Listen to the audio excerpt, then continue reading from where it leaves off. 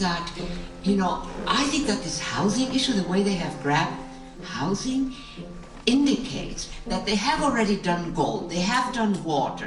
Water is now a huge business, huh? And so now it's housing, modest housing. And so my question then is, what's next?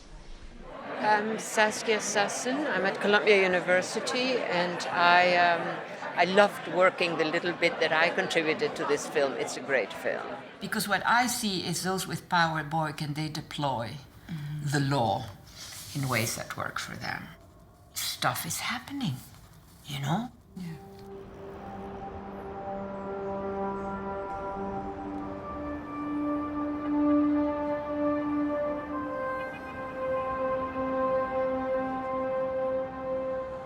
Prices go up in a neighborhood that is fixed.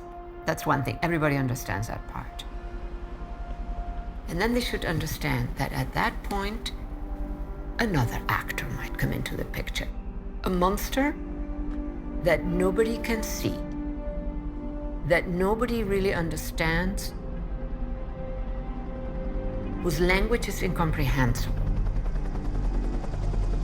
And then they can maybe be curious and say, let me check out that monster. Who is this monster actually? What is happening here? Well, the film opens new ground.